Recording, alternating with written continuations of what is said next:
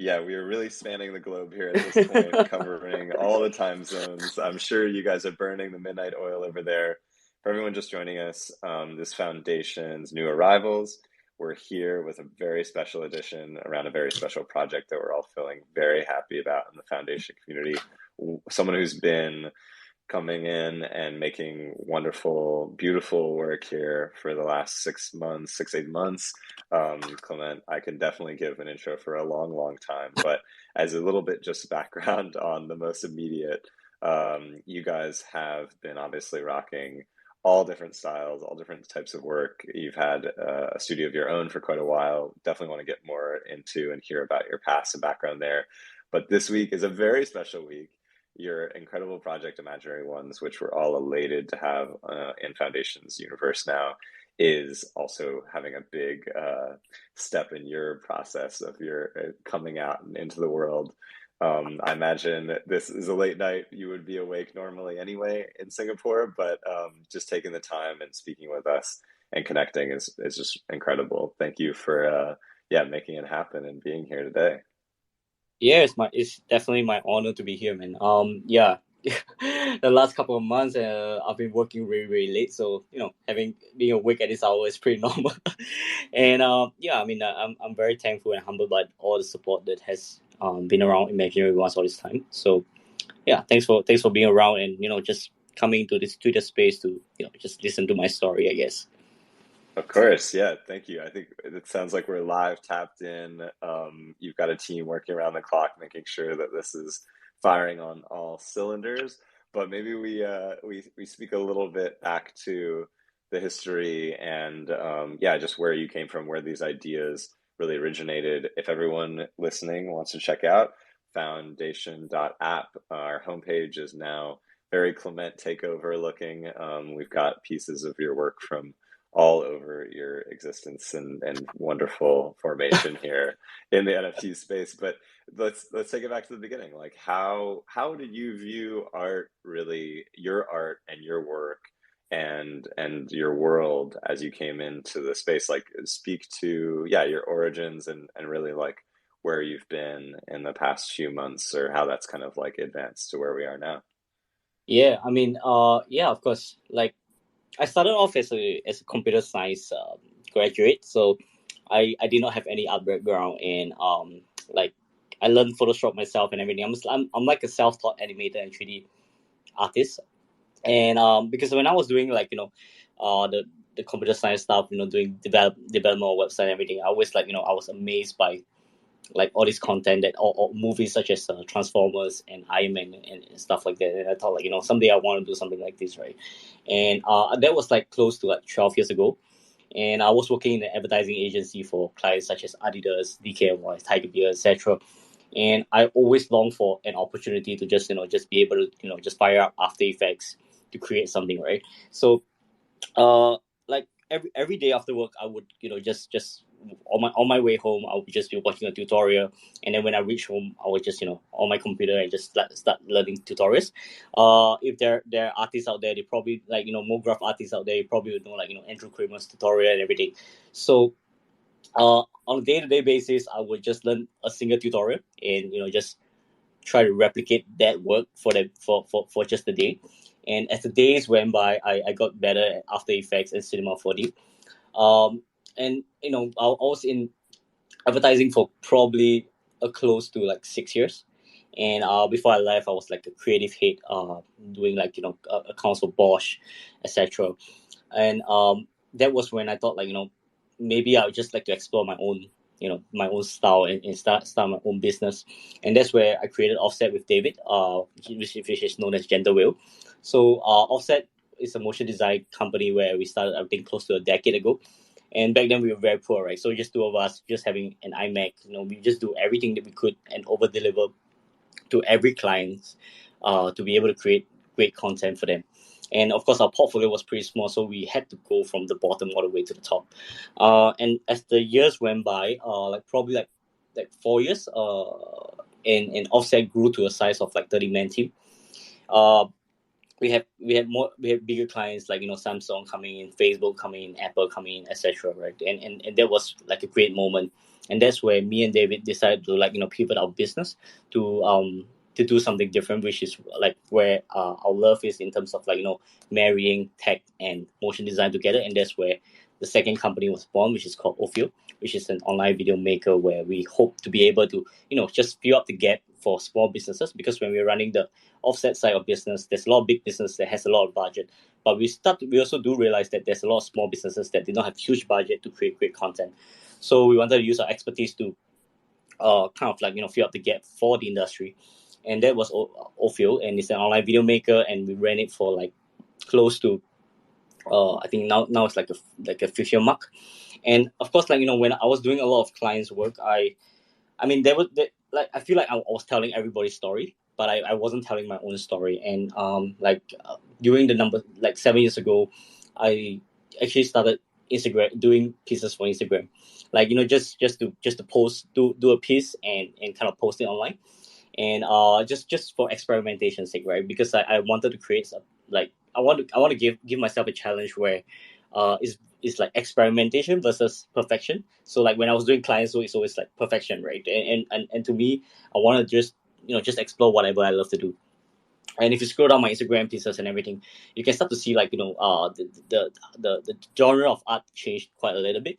I started off the art was very dark. It wasn't this it wasn't this colorful like what you see in Imaginary Ones or like my old Genesis piece. I started off very dark because like I look up a lot to people and Andrew Kramer, so I try to mimic their style and everything. But I think when I did like my first 100 pieces, I thought like maybe I wanted to challenge myself and get out of my comfort zone even more.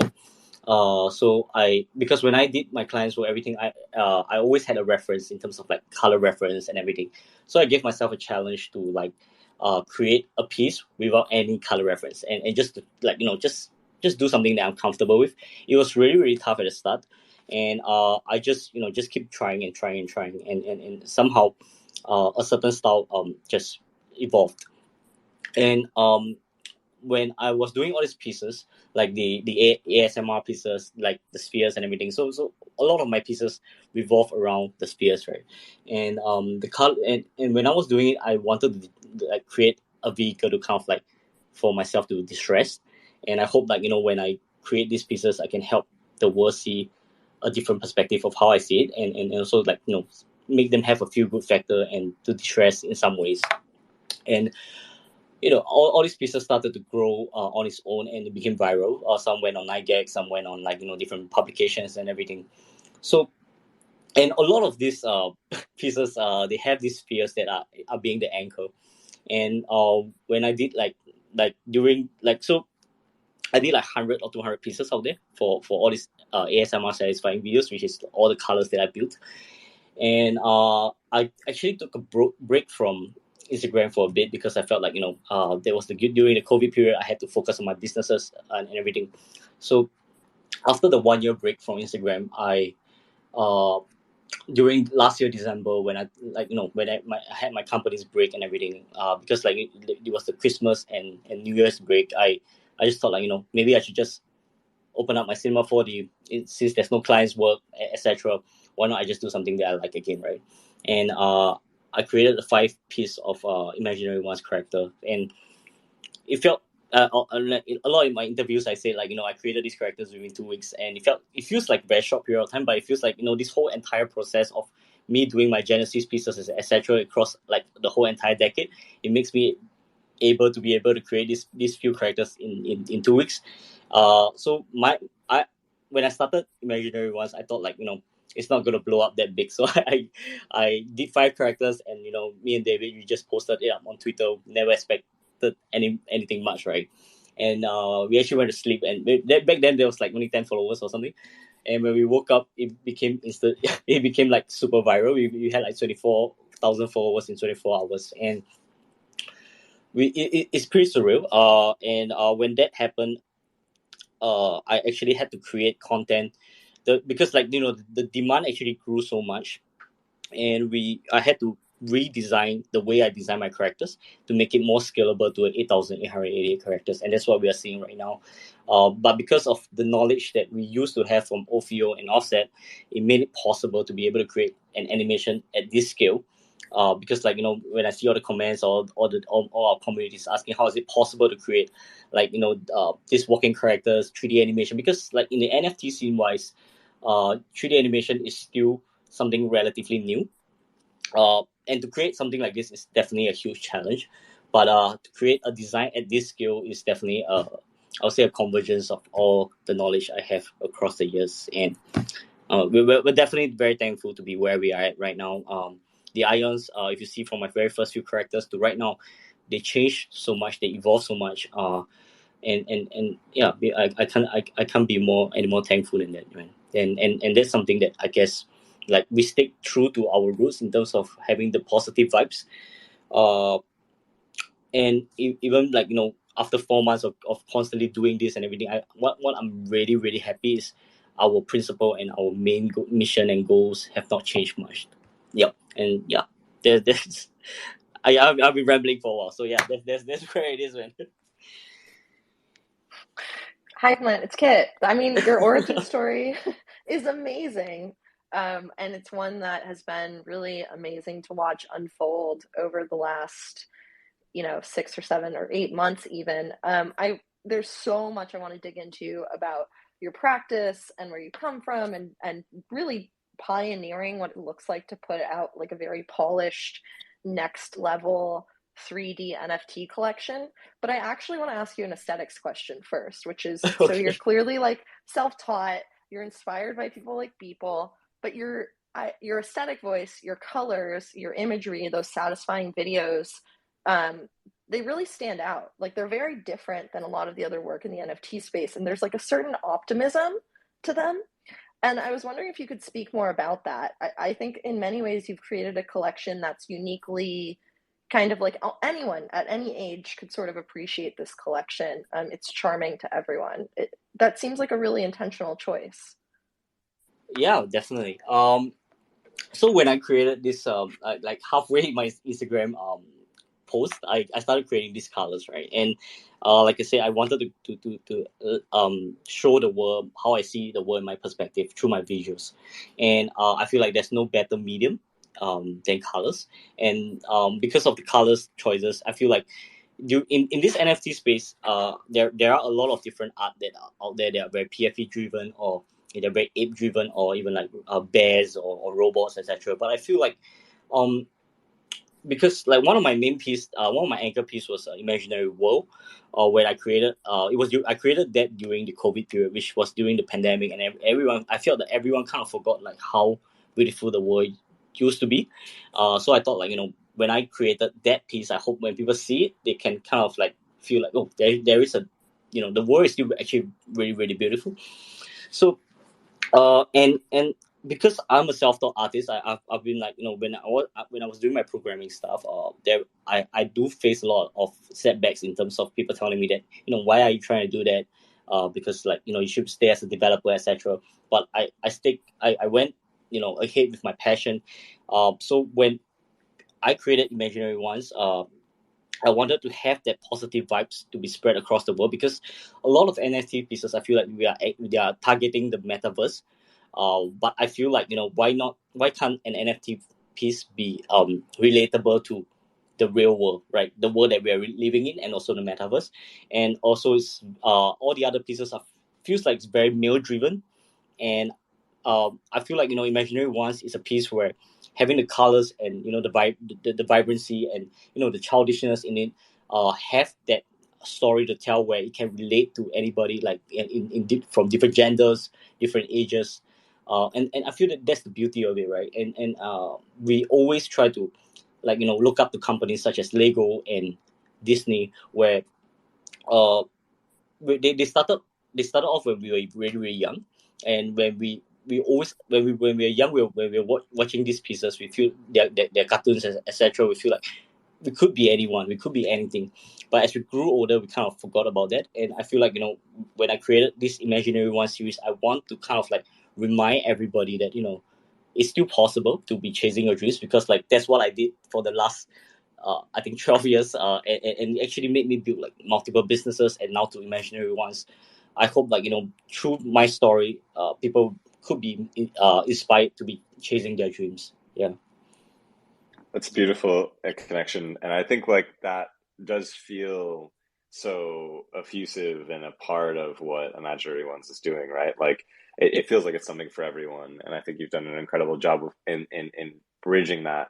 How do you feel? I guess go back to that Instagram origins. Like, what were your initial impressions of adopting NFTs? And I think obviously with your one-on-one foundation, where you had such an early like just immersion and excitement for your work. What were like kind of the considerations from bridging like Web 2 to Web 3, obviously as a studio owner and thinking about all these worlds combined? Yeah, what was that initial like, foundation and or like NFTs at large? Yeah, DNA and Fabric like. Right. Yeah. Because okay, to be honest, I actually started trading crypto, I think like 2 to 3 years ago, and I've always wanted to enter the Web3 space. Be like building my own blockchain, or even like jump into the NFT space to create my own art. And for us, like Offset and Ophio Wise, we are a very Web2 company, and we've been doing clients work, and of course, like for Ophio Wise, it's definitely for the masses. Um, to be honest, I feel really excited to be in part of the Web3 ecosystem all this while, and I, I couldn't say like when did I actually decide to do that. I honestly just wanted to try with the 5 characters from that I created from imaginary ones, and from my Genesis pieces, when I was creating the ASMR pieces or satisfying pieces, I honestly never thought like one day the pieces that I create would be able to be sold at somewhere. I just created it for fun, to be honest. Ain't gonna lie and say like I have a big plan out of it, but I created it because it's just for me to de-stress and um to show the world that it can be fun, right? Through visuals.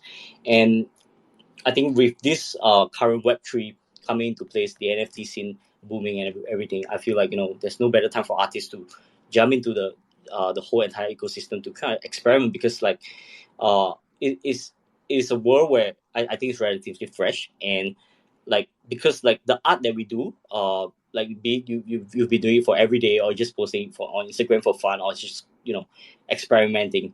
You never know that what could entail out of it, right? And 6 months, I think 8 months ago, when I actually posted my very first foundation piece, nobody bought it. That's the truth. That's the truth. But when I actually became really really famous, a lot of people started taking notice of my art, and started wanting to buy the Genesis pieces.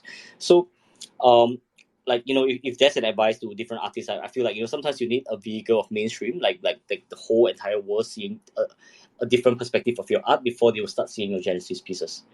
I'm not sure if that answers the question. Totally. Yeah, no, that's Yeah. absolutely a big part of it. No, I think that that's incredible, that was sort of your origin story and the way that you came into this space. I want to make sure we're mindful of time. We're so honored to have you here, and I know it's very late for you. So I'd love to talk a little bit about Imaginary Ones. That's a contract that we're so excited to have on Foundation. It's something brand new. It's kind of a new area that we're exploring, supporting like bigger collections like this. Tell me a little bit about how that came to be. You said that sort of overnight you kind of woke up and suddenly the community had grasped onto this idea.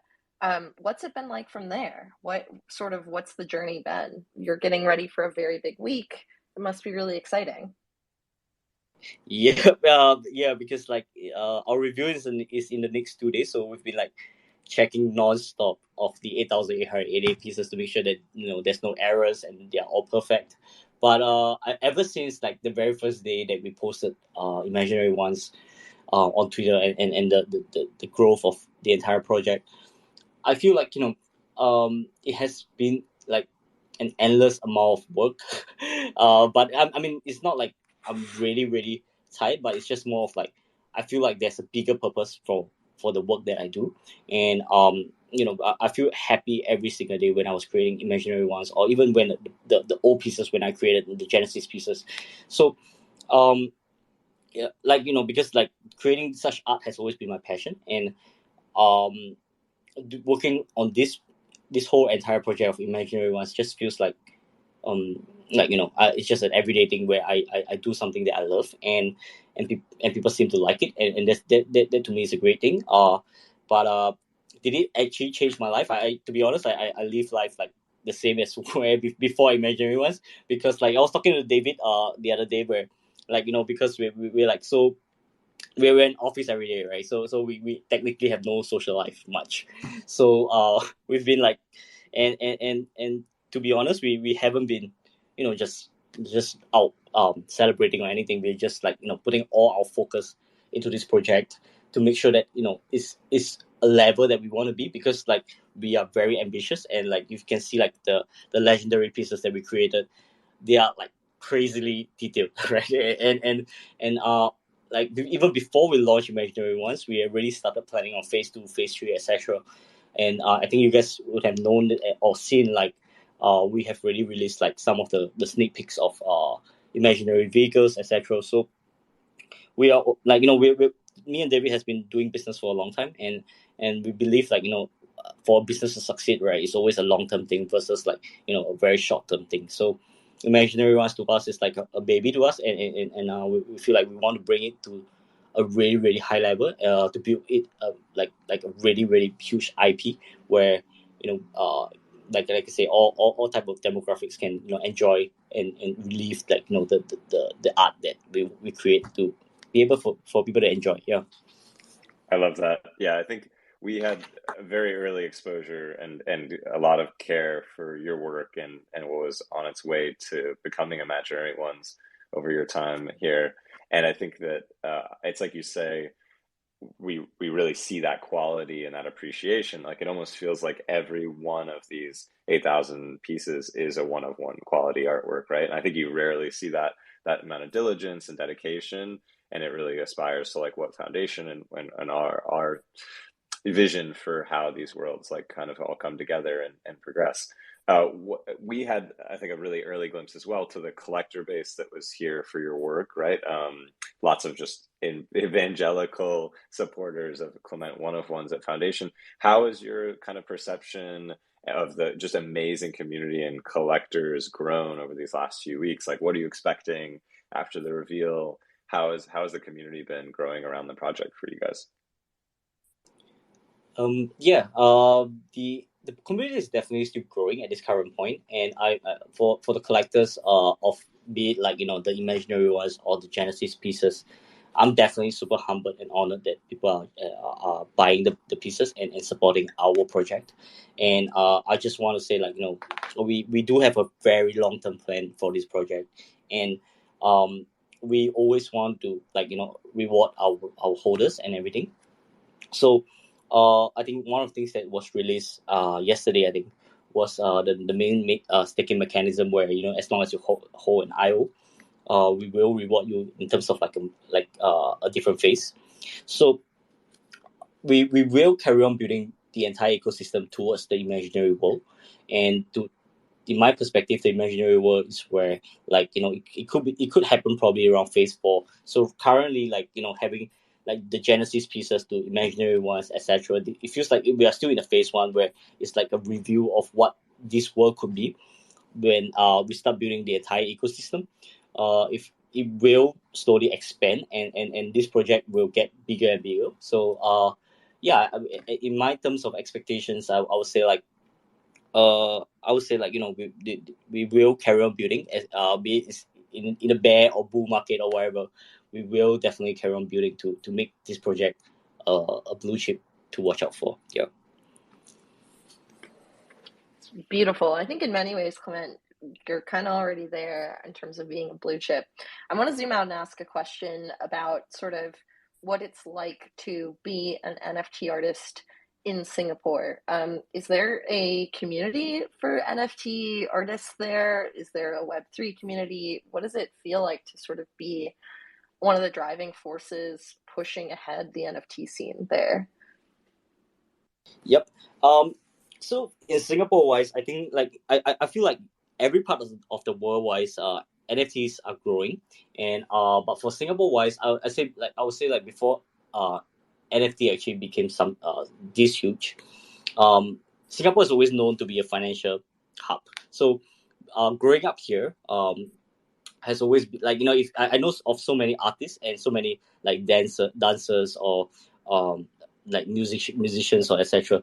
I feel like they are all struggling artists, and if I don't have if I never created Offset or Ophio, I could be one of them. And I feel like, having this NFT market right now, it actually leverages a lot on everybody's talent, and to be able to like, just be able to showcase your art and your skill set to the entire world. So I feel it's like a really a good time to be living in this era.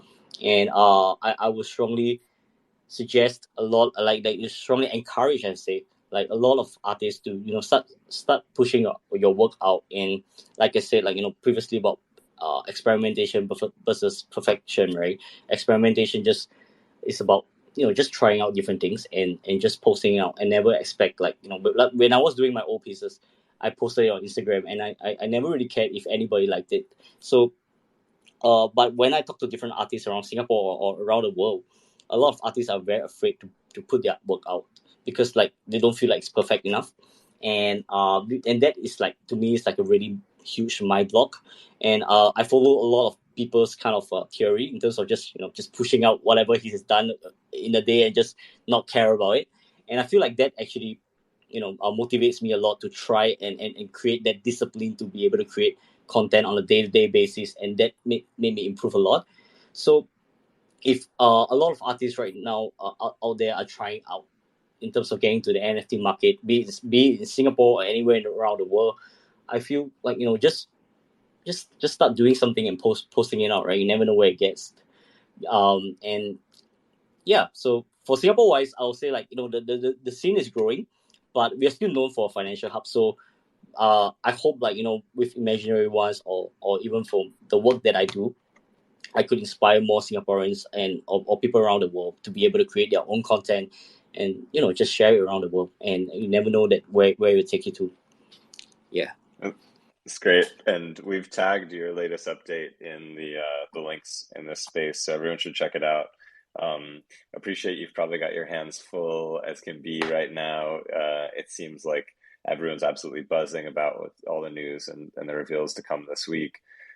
We just really appreciate you taking the time out. It can only be another layer to the amazing circus you're running over there. It's incredible. I think like, you're getting at like what these future visions are, and I think it's really important to just kind of see someone who's operating and spinning on all cylinders like you are. How are you thinking about the space at large? What have been kind of your greatest hopes and aspirations for Web3 now, and how do you kind of see your work, your studio's work, one of one's collections, how do you see them kind of interacting in the near future? I don't think this has to be specific to imaginary ones, but just conscious and curious that someone who's really in and around this work at all times, like thinking about the future, has got some probably pretty incredible takes. No pressure. Definitely. Okay, so for imaginary ones wise, we're definitely building towards the imaginary world, right? So like the next few drops, for example, like imaginary vehicles, etc. At least for how I see it, be it like, could be in a world of mana or sandbox or wherever, right? It could we're thinking of building a world where all the drops actually will make sense. So for now, it will be just like the characters that are coming out, and then where we have the imaginary vehicles, you could travel with these vehicles to different parts of the IO world.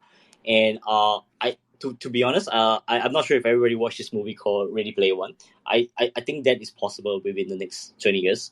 And currently we're to me, it's like we are in a very early phase of like the crypto world or even in the NFT world. So when that actually happens, God knows when, right? But I feel like, imaginary world will be a huge pillar in terms of that whole entire metaverse. And that's where I kind of see like imaginary worlds to be, because like the characters that we build here for imaginary ones are very are very unique and very iconic. You can see a body full of spheres or a car full of spheres, you probably will know that, yeah, that's imaginary ones. So I think being an artist, like, or being like an entrepreneur, wherever, whatsoever, right? It's always very important to be creating something that's really, really unique, where once people see it, they kind of know your brand. And to be honest, I feel like the NFT market is becoming very saturated in terms of there's a lot of PFPs going on, and there's a lot of apes going on, etc. So I feel like if we were to carry on moving on as a whole, right? Be it artists or entrepreneurs or developers, etc. It's best to be able to create something really, really unique and tell your own story, and that's where we truly build a very unique metaverse versus, like, it's all just PFPs, right? So I think, as artist wise, I definitely try to tell a story based on, because the the vision in an artist, or vision of anybody, is always different and it's always unique. So having that being played into the metaverse is what I think the space really, really needs right now. I love that. Yeah. I think Yeah. you got to this earlier. It's one question we like to ask as we kind of narrow down. I know, again, it's getting late night over there, and we want to keep you and your family together, rather than pulling you away into the metaverse into all hours of the morning. But No worries. you tapped upon this a bit earlier when you said you were speaking to artists in Singapore and artists in Web3 in general, but I'm just conscious your experience expands so far, and it's one that we really like to ask of everyone that speaks with us here and takes the time.